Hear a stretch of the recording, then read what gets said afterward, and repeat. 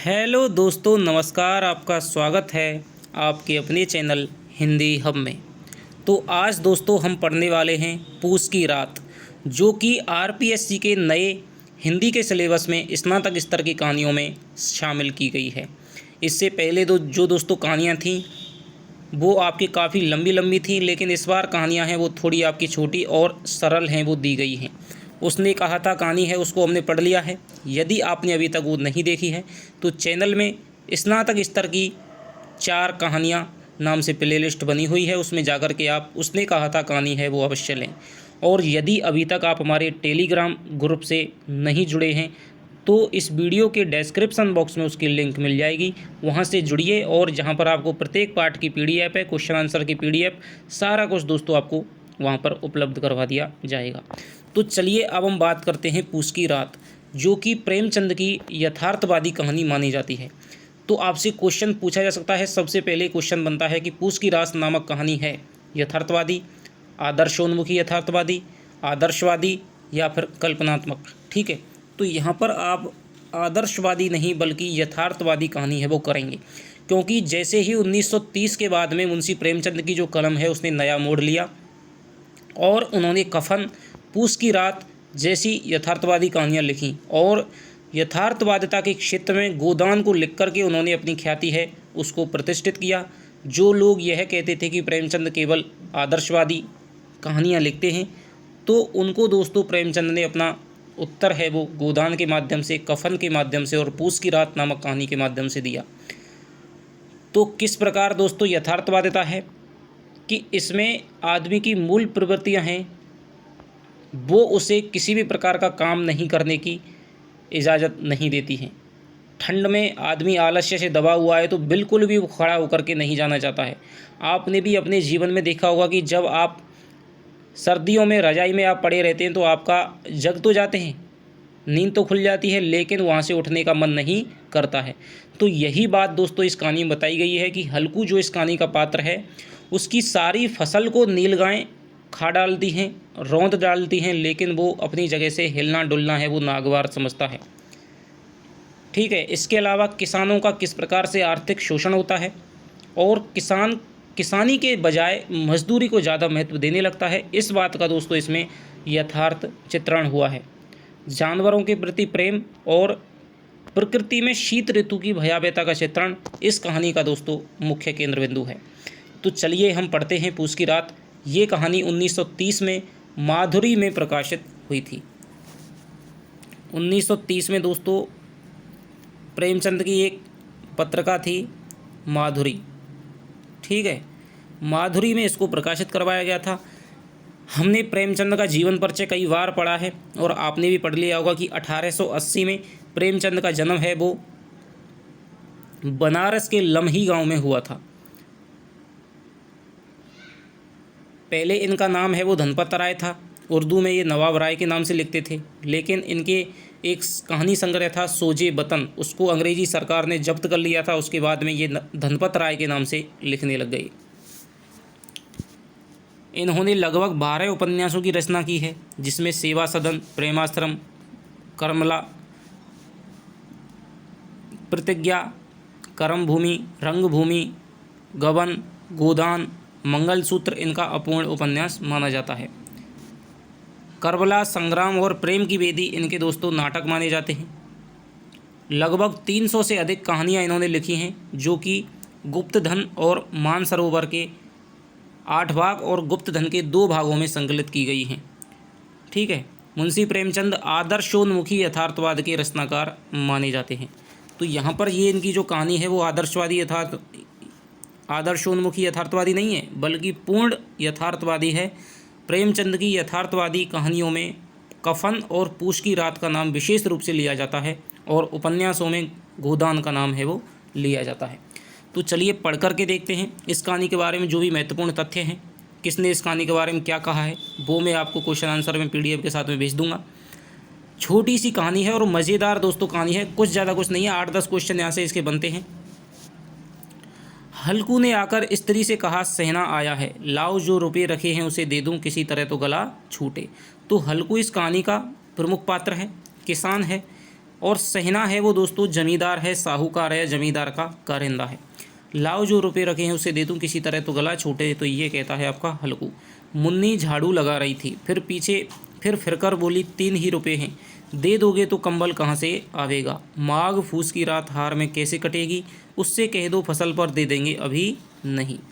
तो यानी कि उसने कंबल के लिए कितने रुपए जोड़ करके रखे थे, 3 रुपये। वो कहती है यदि हम इस 3 रुपयों को हमने मजदूरी कर करके जमा किए हैं और इनको हम यदि साहूकार सेना को दे देंगे तो फिर हमारी जो खेत में रखवाली करेंगे हम पूस की रात में, माघ की रात में, तो फिर वहाँ पर कैसे करेंगे बिना कंबल के। हल्कू एक क्षण अनिश्चित दशा में खड़ा रहा। पूस सिर पर आ गया, कंबल के बिना हार में रात को वह किसी तरह सो नहीं सकता। मगर सहना मानेगा नहीं, घुड़कियाँ जमावेगा, गालियाँ देगा। बला से जाड़ों में मरेंगे, बला तो सिर से टल जाएगी। तो ये संवाद है दोस्तों, वो कौन कहता है, हल्कू कहता है। यह सोचता हुआ वह अपनी भारी भरकम डील लिए जो उसके नाम को झूठ सिद्ध करता था स्त्री के समीप आ गया और खुशामद करके, यानी कि दोस्तों चाटुकारिता जी हुजूरी करके बोला, दे दे गला तो छूटे, कंबल के लिए कोई दूसरा उपाय सोचूंगा। तो इस प्रकार की दोस्तों किस प्रकार साहूकार के आगे, जमींदार के आगे किसान है वो लाचार होता है, इसका यहाँ पे चित्रण दिखाया गया है। मुन्नी उसके पास से दूर हट गई और आंखें तरेरती हुई बोली, कर चुके दूसरा उपाय, जरा सुनूं तो कौन सा उपाय करोगे। कोई खैरात यानी कि भीख में दे देगा कंबल, ना जाने कितनी बाकी है जो किसी तरह चुकने ही नहीं आती। मुंशी प्रेमचंद ने दोस्तों अपने एक कथन में कहा है कि किसान का बेटा है वो गरीबी में जन्म लेता है, गरीबी में मरता है। एक बार यदि वो किसी से रुपए उधार ले ले तो फिर वो ज़िंदगी भर का उसका कर्ज है वो चुक नहीं पाता है। मैं कहती हूँ तुम क्यों नहीं खेती छोड़ देते, मर मर कर काम करो, उपज हो तो बाकी दे दो, चलो छुट्टी हुई। तो ये संवाद आपका कौन है, मुन्नी का। बाकी चुकाने के लिए ही तो हमारा जन्म हुआ है, तो ये आपका संवाद वो मुन्नी का है। पेट के लिए मजदूरी करो, ऐसी खेती से बाज आए, मैं रुपये ना दूंगी। तो ये आपके जो संवाद हैं याद रखना दोस्तों, मुन्नी का संवाद है। हल्कू उदास होकर बोला, तो क्या गाली खाऊं। मुन्नी ने तड़प कर कहा, गाली क्यों देगा, क्या उसका राज है। मगर यह कहने के साथ ही उसकी तनी हुई भौहें ढीली पड़ गईं। हल्कू के उस वाक्य में जो कठोर सत्य था वह मानो एक भीषण जंतु की भांति उसे घूर रहा था। उसने जाकर आले पर से रुपए निकाले और लाकर हल्कू के हाथ पर रख दिए। फिर बोली, तुम छोड़ दो अब की से खेती, मजदूरी में सुख से एक रोटी तो खाने को मिलेगी, किसी की धौंस तो ना रहेगी। अच्छी खेती है, मजदूरी करके लाओ, वह भी उसी में झोंक दो, उस पर धौंस। हल्कू ने रुपए लिए और इस तरह बाहर चला मानो अपना हृदय निकाल कर देने जा रहा हो। उसने मजदूरी से एक एक पैसा काट कर 3 रुपये कंबल के लिए जमा किए थे। तो किससे काटे थे, मजदूरी से उसने जो कमाया था, क्योंकि किसानी है उसमें तो जो बचता था वो भी उसमें लग जाता था खेती में, या साहूकार को देना पड़ता था, ब्याज चुकानी पड़ती थी। इसके अलावा जब खेती नहीं होती थी, खाली समय में उसने मजदूरी की थी उन्होंने, और उससे काट करके उसने 3 रुपये कंबल के लिए जुटाए थे। वह आज निकले जा रहे थे, एक एक पग के साथ उसका मस्तक पानी दीनता से दबा जा रहा था। पूस की अंधेरी रात, आकाश पर तारे भी ठिठुरते हुए मालूम होते थे। हल्कू अपने खेत के किनारे ऊख के पत्तों की एक छतरी के नीचे बांस के खटोले पर अपनी पुरानी गाड़े की चादर ओढ़े कांप रहा था। खाट के नीचे उसका संगी कुत्ता जबरा पेट में मुंह डाले सर्दी से कूं कूं कर रहा था। 2 में से एक को भी नींद नहीं आ रही थी। इसका दोस्तों वेरी मोस्ट इम्पोर्टेंट यहाँ पर क्वेश्चन बनता है कि जबरा कौन है। तो एक व्यक्ति है, ठीक है, एक कुत्ता है, 4 विकल्प आपको दे देगा, तो आपको याद रखना है जबरा है वो हल्कू का कुत्ता है। या हल्कू के कुत्ते का क्या नाम था, तो जबरा था। हल्कू ने घुटनियों को गर्दन से चिपकाते हुए कहा, क्यों जबरा, जाड़ा लगता है। कहता तो था कि घर में पुआल पर लेट रहे, तो यहाँ क्या लेने आए थे। अब खाओ, ठंड में क्या करूं, जानते थे मैं यहाँ हलवा पूरी खाने आ रहा हूँ। दौड़े दौड़े आगे चले आए, अब रो नानी के नाम को।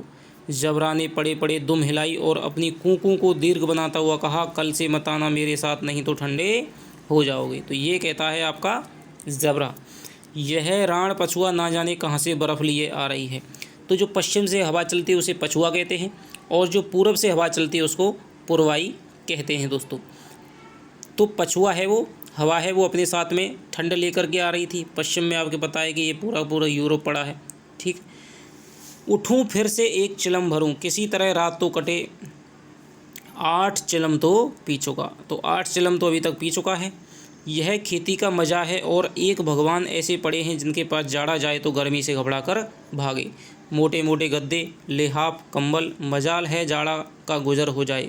तकदीर की खूबी, मजूरी हम करें और मज़ा दूसरे लूटें। तो ये दोस्तों आपका संवाद है हल्कू का। हल्कू उठा गड्ढे में से जरा सी आग निकालकर चिलम भरी, जबरावी उठ बैठा। हल्कू ने चिलम पीते हुए कहा कि पिएगा चिलम, जाड़ा तो क्या जाता है, हाँ जरा मन बदल जाता है। तो अब तक दोस्तों 8 चिलम वो पी चुका है, 1 चिलम ये लास्ट है, 9 चिलम वो कुल रात में पी पाता है। जबरा ने उसकी मुँह की ओर प्रेम से छलकती हुई आंखों से देखा। आज हल्कू, आज और जाड़ा खा ले, कल से मैं यहाँ पुआल बिछा दूंगा, उसी में घुसकर बैठना, तब जाड़ा ना लगेगा। तो हल्कू कहता है कि आज और तू जाड़ा खा ले, कल से मैं यहाँ पर पुआल है वो बिछा दूंगा, उसी में तो घुस करके बैठ जाना। जबरा ने अपने पंजों उसकी घुटनियों पर रख दिए और उसके मुंह के पास अपना मुंह ले आया। हल्कू को उसकी सांस है वो गर्म लगी। चिलम पीकर, तो यहाँ पर दोस्तों दिखाया जा रहा है कि आदमी जब अपनी मुसीबत में होता है तो जानवर जिसके मुंह से दुर्गंध आ रही थी, ठीक है, वो भी दोस्तों उसको प्यारा लगने लगता है। ठीक है, तो जानवरों के प्रति किस प्रकार का प्रेम है दिखाया गया है। ठंड की भयावहता में आदमी जानवर को भी प्यार करने लग जाता है, उसका यहाँ पे चित्रण किया गया है। चिलम पीकर हल्कू फिर लेटा और निश्चय करके लेटा कि चाहे कुछ हो जाए अब की सो जाऊंगा।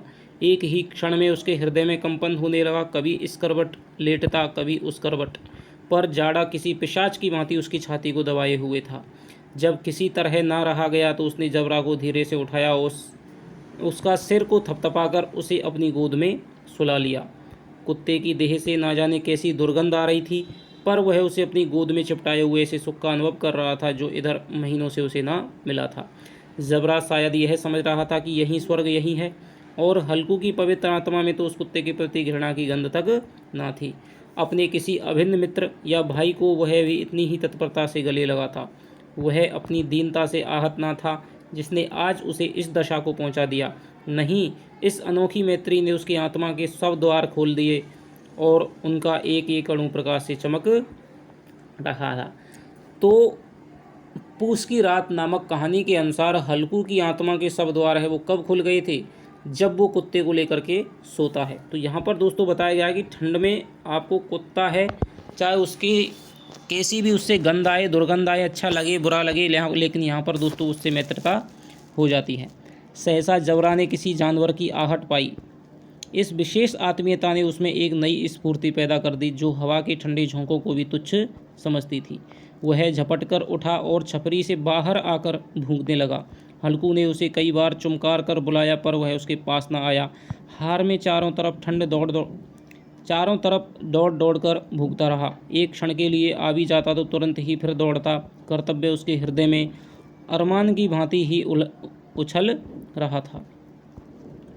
1 घंटा और गुजर गया। रात ने शीत को हवा से धधकाना शुरू किया, यानी कि जो हवा है पहले से ही पछुआ हवा चल रही थी, उसके बाद में और ज़ोर से चलने लगी तो ठंड है वो और अधिक बढ़ने लगी। हल्कू उठ बैठा और दोनों घुटनों को छाती से मिलाकर सिर को उसमें छिपा लिया। फिर भी ठंड कम ना हुई। ऐसा जान पड़ता था कि सारा रक्त है वो जम गया है, धमनियों में रक्त की जगह हिम बह रही है। उसने झुककर आकाश की ओर देखा। अभी कितनी रात बाकी है। सप्तर्षि अभी आकाश में आधे नहीं चढ़े थे, ऊपर आ जाएंगे तभी कहीं सवेरा होगा। अभी पहर से ऊपर रात है, यानी कि लगभग 3-4 घंटे की रात है वो बची हुई है, तब जाकर के सवेरा होगा। हल्कू के खेत से कोई एक गोली के टप्पे पर आमों का एक बाग था, यानी कि उस समय जो गोली है वो अपना टप्पा जहाँ पर मार पाती थी, यानी गोली की जो रेंज थी इतनी ही दूरी पर वहाँ पर आमों का एक बाग था। पतझड़ शुरू हो गई थी। बाग में पत्तियों का ढेर लगा हुआ था। हल्कू ने सोचा कि चलकर पत्तियां बटोरूं और उन्हें जलाकर खूब तापूं। रात को कोई मुझसे पत्तियां बटोरते देखे तो समझे कोई भूत है, कौन जाने कोई जानवर ही छिपा बैठा हो, मगर अब तो बैठे नहीं रहा जाता। यानी कि ठंड दोस्तों इतनी लग रही है कि अब वो जानवर वगैरह किसी का भी डर ना करके बाग की तरफ जाता है और वहाँ पर पत्तियों को बटोर करके, आम की पत्तियों को इकट्ठा करके उनके तापने की सोचता है। उसने पास के अरहर के खेत में जाकर कई पौधे उखाड़ लिए। तो अरहर का दोस्तों यहाँ पर खेती है, उसके पौधे उसने उखाड़ लिए और उनसे एक झाड़ू वो बनाता है। उनका एक झाड़ू बनाकर हाथ में सुलगता हुआ उपला लिए बगीचे की तरफ चला। जबरा ने उसे आते देखा, पास आया तो दुम हिलाने लगा। हल्कू ने कहा, अब तो रहा नहीं जाता जबरू, चलो बगीचे में पत्तियों को बटोर कर ताते हो जाएंगे और फिर आकर सोएंगे, यानी कि गर्म हो जाएंगे और फिर आकर के सो जाएंगे, अभी तो बहुत रात है। जबरा ने कूं कूं करके सहमति प्रकट की और आगे बगीचे की ओर चला। बगीचे में खूब अंधेरा छाया हुआ था और अंधकार में निर्दय पवन पत्तियों को उछलता हुआ चला जाता था। वृक्ष से उसकी बूंदें टप टप नीचे टपक रही थीं। एकाएक झोंका मेहंदी के फूलों की खुशबू लिए हुए आया। हल्कू ने कहा, कैसी अच्छी महक आई जबरू, तुम्हारी नाक में भी तो सुगंध आ रही है। जबरा को कहीं ज़मीन पर एक हड्डी पड़ी मिल गई, उसे चिचोड़ रहा था। हल्कू ने आग ज़मीन पर रख दी और पत्तियां बटोरने लगा। जरा देर में पत्तियों का ढेर लग गया। हाथ ठिठुरे जाते थे, नंगे पांव गले जाते थे और वह पत्तियों का पहाड़ खड़ा कर रहा था। इसी अलाव में वह ठंड को जलाकर भस्म कर देगा। थोड़ी देर में अलाव जल उठा। उसकी लौ ऊपर वाले वृक्ष की पत्तियों को छू छू कर भागने लगी। उस अस्थिर प्रकाश में बगीचे के विशाल वृक्ष ऐसे मालूम होते थे मानो वह अथाह अंधकार को अपने सिर पर संभाले हुए हों। अंधकार के उस अनंत सागर में यह प्रकाश एक नौका के समान हिलता मचलता हुआ जान पड़ता था।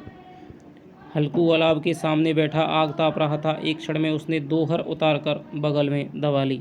दोनों पांव फैला दिए मानो ठंड को ललकार रहा हो, तेरे जी में आए सोकर।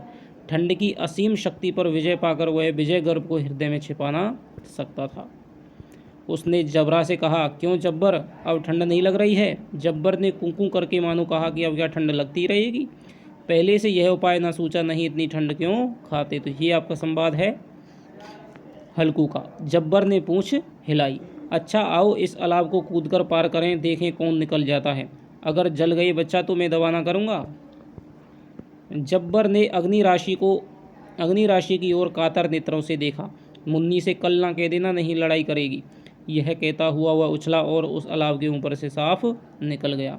पैरों में जरा लपट लगी पर वह कोई बात ना थी। जबरा आग के इर्द गिर्द घूमकर उसके पास आ खड़ा हुआ।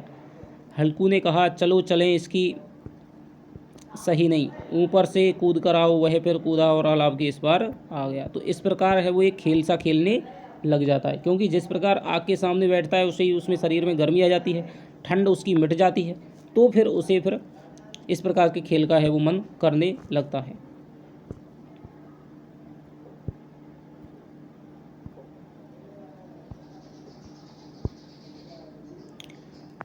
तो यहाँ पर दोस्तों पत्तियां जल चुकी थी, बगीचे में फिर अंधेरा छा गया था। कहाँ पर जाकर के वो आग जलाता है? किसका बगीचा था? आम का बगीचा था। राख के नीचे कुछ कुछ आग बाकी थी, जो हवा का झोंका आ जाने पर जरा जाग उठती थी, पर एक क्षण में फिर आंखें बंद कर लेती थी। हल्कू ने फिर चादर ओढ़ ली और गर्म राख के पास बैठा हुआ एक गीत गुनगुनाने लगा। उसके बदन में गर्मी आ गई थी, पर ज्यों ज्यों शीत बढ़ती जाती थी उसे आलस्य दबाए लेता था।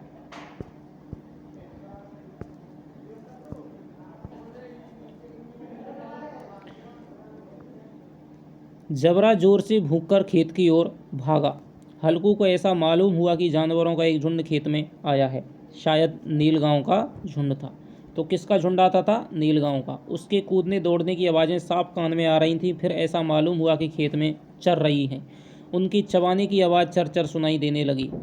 उसने दिल में कहा, नहीं, जबरा के होते कोई जानवर खेत में नहीं आ सकता, नोच ही डाले। मुझे भ्रम हो रहा है, कहाँ अब तो कुछ सुनाई नहीं देता, मुझे भी कैसा धोखा हुआ।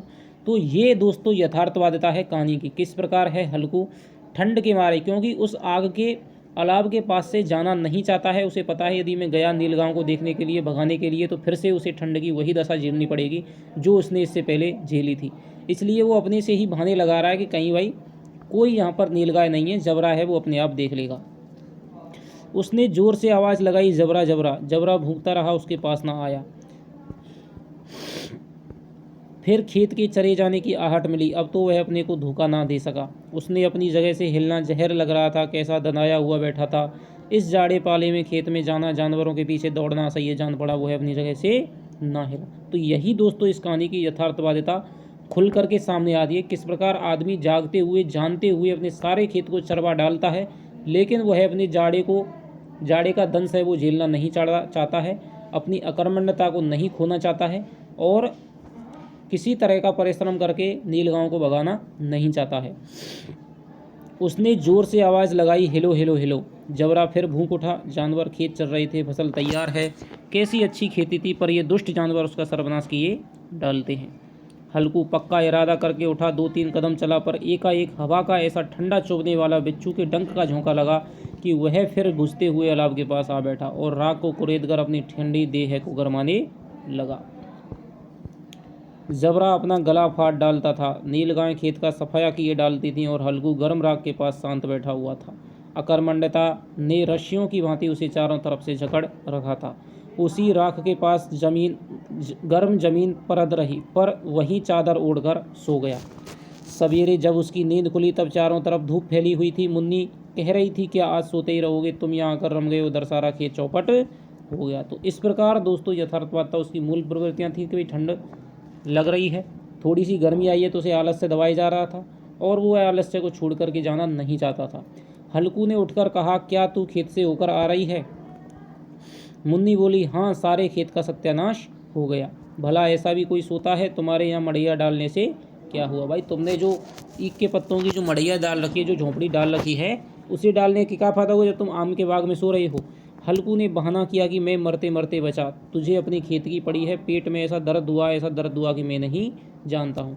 तो मुन्नी के सामने खेत के चौपट हो जाने पर मुन्नी के सामने हल्कू ने क्या बहाना बनाया? तो पेट में दर्द का बहाना बनाया। दोनों फिर खेत के डांडे पर आए, देखा सारा खेत रौंदा पड़ा हुआ था और जबरा मड़ैया के नीचे चित्त लेटा है, मानो प्राण ही ना हो। दोनों खेत की दशा देख रहे हैं। मुन्नी के मुख पर उदासी छाई थी, पर हल्कू प्रसन्न था। मुन्नी ने चिंतित होकर कहा, अब मजदूरी करके मालगुजारी भरनी पड़ेगी। तो ये दोस्तों आपकी मालगुजारी एक कर होता था जो खेती पर आपका लगता था। हल्कू ने प्रसन्न होकर कहा कि रात को ठंड में यहाँ तो ना सोना पड़ेगा। तो ये दोस्तों इस कहानी का यथार्थवादिता को प्रकट करने वाला सबसे मेन संवाद है कि खेती भले ही नष्ट हो गई हो, पर रात में अब यहाँ कड़ाके की ठंड में यहाँ सोना तो ना पड़ेगा। तो इस प्रकार दोस्तों आपकी पूस की कहानी है, जिसमें से मुश्किल से आपके 8-10 क्वेश्चन बनते हैं।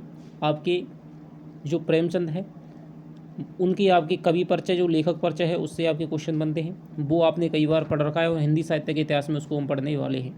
तो यहाँ से आपके 8-10 क्वेश्चन क्यों बनते हैं? हल्कू कौन था? नायक है कहानी का। उसकी पत्नी का नाम मुन्नी, उसके कुत्ते का नाम जबरा। सेना कौन है? एक जमींदार है, साहूकार है, ठीक है। 3 रुपये उसने कंबल के लिए जोड़ रखे थे। आम के बाग के खेतों में वो तापता है। 9 चलम वो पीछों का था। इसके अलावा नीलगाय हैं, किसका झुंड घुसाया था? नीलगांव का झुंड था, ठीक है। और 2-3 संवाद हैं इनके, वो आपको याद रखने हैं, ठीक है। और अरहर के पत्तों से उसने झाड़ू बनाया था। तो इस प्रकार आपका पूस की रात की कहानी है वो यहाँ पर दोस्तों समाप्त होती है। यदि आप इसकी PDF चाहते हैं तो हमारे टेलीग्राम ग्रुप से दोस्तों जुड़े रहें। वहाँ पर आपको हिंदी साहित्य के इतिहास की, ठीक है, आपको जो फर्स्ट ग्रेड के हैं उनके 9 से लेकर के 12, उनके 11th और 12th की जो कहानियाँ हैं वो भी दोस्तों जुड़े। और इसके अलावा आज हमने ये कहानी पढ़ी है, कल हम दोस्तों नई कहानी के साथ में आपसे मिलेंगे। तो जिन्होंने अभी तक टेलीग्राम ग्रुप ज्वाइन नहीं किया है वो ज्वाइन करें दोस्तों। आशा करता हूँ कि आपको वीडियो पसंद आई होगी। ज़्यादा से ज़्यादा लोगों को जोड़ें और वीडियो को दोस्तों लाइक करें। तो चलिए आपसे मिलता हूँ नेक्स्ट वीडियो में, तब तक के लिए दोस्तों बाय बाय। जय हिंद, जय भारत।